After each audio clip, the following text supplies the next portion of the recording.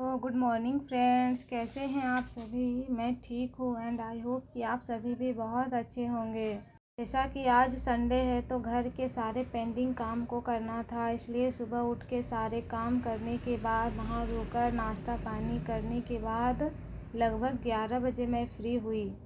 उसके बाद मैंने अपना फर्स्ट स्टडी स्लॉट शुरू किया। यहाँ पर मैं अपना नोट्स पढ़ रही थी। मुझे ये नोट्स को पूरा रिवीजन करना है। आज सुबह से उठकर काम करने के बाद बहुत थकावट हो गया था, इसलिए थोड़ा देर पढ़ाई किया। उसके बाद फिर अपने डेली रूटीन की तरह नोट्स को पढ़ा, फिर लूसेंट को पढ़ा, फिर कुछ देर एनसीईआरटी भी आज पढ़ी मैंने।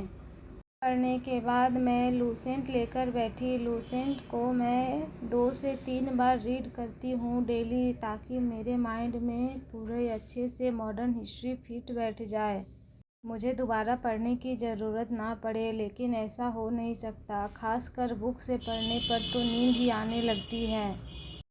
2-4 दिन में मैं मॉडर्न हिस्ट्री का नोट्स बनाऊंगी कॉपी में यूट्यूब की हेल्प से। अभी सर्च कर रही हूँ कि किसका वीडियो से नोट्स बनाऊँ, क्योंकि ऐसे तो बहुत सारे वीडियो हैं, लेकिन देखना पड़ेगा थोड़ा थोड़ा कंटेंट किस तरह का है। मैं लूसेंट को बार बार रिवाइज कर रही हूँ, इसलिए डेली एक बार लूसेंट को ज़रूर पढ़ती हूँ। यहाँ पढ़ते टाइम ही मेरी बेटी आ गई। उसके बाद वो मुझसे बहुत सारे क्वेश्चन करने लगी। यहाँ पर वो मुझसे बहुत सारे क्वेश्चन कर रही थी, बार बार ये डब्बा खोलने बोल रही थी। लेकिन जब मैंने देखा कि अंदर फ़ैन है तो मैं इसे बोल दी कि ये नहीं खुल रहा है। बार बार जिद कर रही थी कि खोल दीजिए मम्मी, खोल दीजिए, पर मैं उसे थोड़ा बहला फुसलाकर फिर मना ली कि नहीं खुल रहा है। अब ये मुझे यहाँ पर पढ़ने नहीं देगी। अंत में मैं थोड़ी देर पढ़कर ही बुक को रख दी। उसके बाद इसे भूख लग गया था तो फिर इसकी ही खाने की तैयारी करने लगी। इतनी बड़ी हो गई है लेकिन फिर भी खुद से खाना नहीं खाती, हर बार खिलाना पड़ता है। फिर थोड़ी देर बाद उसे खाना पीना खिलाकर फिर अपनी दादी के पास चली गई, तो मैं अपने दूसरे स्टडी स्लॉट के लिए बैठी। यहाँ पर भी मैं एनसीईआरटी को पढ़ रही थी। एनसीईआरटी 6 की मेरी कंप्लीट हो चुकी है, लेकिन एक बार मैं सारा रीड कर रही हूँ। कहते हैं ना कि revision is the key for success, इसलिए जितना रिवाइज करें वो उतना ही अच्छा से माइंड में सेट हो जाता है। इसलिए हमें बहुत रिवीजन करने की ज़रूरत होती है, लेकिन हम हाउसवाइफ्स के टाइम की कमी के कारण उतना रिवीजन नहीं हो पाता। फिर भी ट्राई करती हूँ। फिर से मैं एनसीईआरटी को ही पढ़ रही हूँ। एक बार एनसीईआरटी 6 की पूरी बुक रीड करनी है, इसलिए थोड़ी थोड़ी करके रीड कर रही हूँ। बिहार में तो बीपीएससी टीआरई 4 का अनाउंसमेंट हो गया है। अगस्त में नोटिफिकेशन आ सकता है। सारे यूट्यूब चैनल में तो बता रहे हैं, अब देखिए आता है या नहीं। उसी को टारगेट करके मैं अभी पढ़ रही हूँ।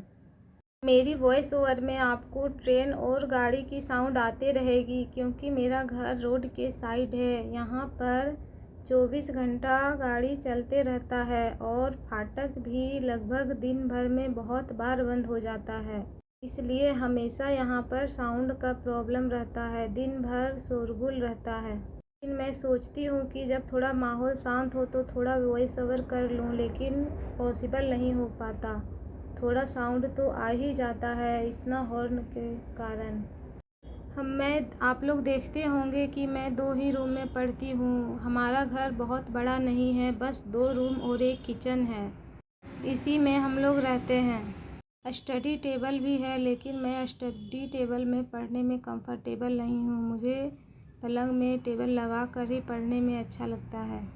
फिर 1 बजे तक स्टडी करने के बाद मैं किचन चली गई। वहाँ पर मुझे चावल, दाल, सब्ज़ी और भुजिया बनाना था।